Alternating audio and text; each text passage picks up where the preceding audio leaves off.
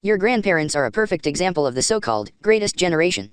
They started dating in high school and got married immediately after graduation.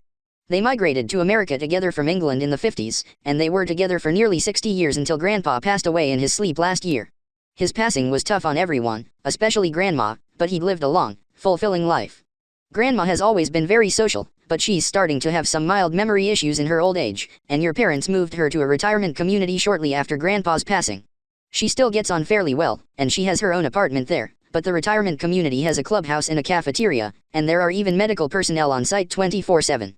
It's a nice place, and she really seems to like it there. You've always been very close with your grandparents, and you've spent a lot of time with them over the years.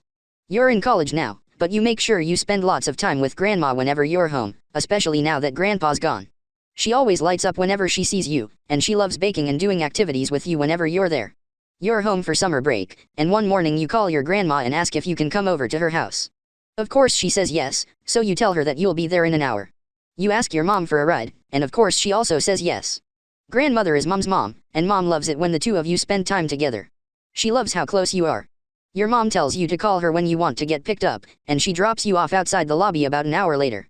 The retirement community is set up as a fairly large apartment complex with a lobby and a community area on the first floor. You walk through the doors and into the lobby, and you smile when you see Grandma sitting in a rocking chair. "Good to see you, kiddo," says Grandma in an excited voice as she gets up and wraps her arms around you. "Hi Grandma," you exclaim with a smile before you give her a kiss on the cheek. "Is that your grandson, Mary?" asks the receptionist with a smile. "Yep. He's visiting me for the day," chirps Grandma with a smile. "Ah. Well, aren't you lucky?" "He's adorable," says the receptionist as she beams at you. You blush a bit since you're not used to being called adorable.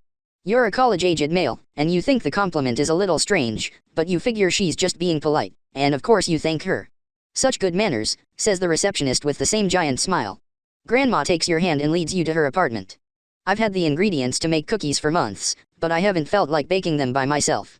Do you want to help me bake them?" "Does that sound fun?" asks Grandma as she ushers you down the hallway. "Yep. I'd love to help, so long as I can have some," you exclaim with a giant smile. "Of course," chuckles Grandma. You love to help Grandma bake, and she's always been so amazing at it. You've never been able to figure out how, but she makes the best chocolate chip cookies in the entire world. Then you get inside Grandma's apartment, and things start to take a very weird turn. You're barely through the door when she suddenly reaches for your pants and pulls them down to your ankles. "No nappy?" asks Grandma in a surprised voice. "I know your mommy wants us to work on potty training, but I think nappies are easier for both of us while you're here. I can't believe she didn't at least send you in training pants, though." "Oh well, I'll get you sorted," says Grandma with a slight sigh as she guides you to the bedroom. You're tongue-tied and extremely embarrassed, and you desperately try to pull up your pants and underwear, but Grandma tells you to leave them off so she can diaper you. "But Grandma, I don't need diapers," you insist. "What's up with you, kiddo? You usually love it when I let you wear nappies. I know you're not a baby, you're a toddler now, but lots of toddlers wear nappies," says Grandma as she pats her bed and tells you to lay down. "But I'm in college," you protest. "College? You're silly. How do you come up with this stuff?" "But it's true," you insist. "Sorry kiddo, but this isn't up for debate. I let you wear undies last time you were here, and you had an accident on the couch.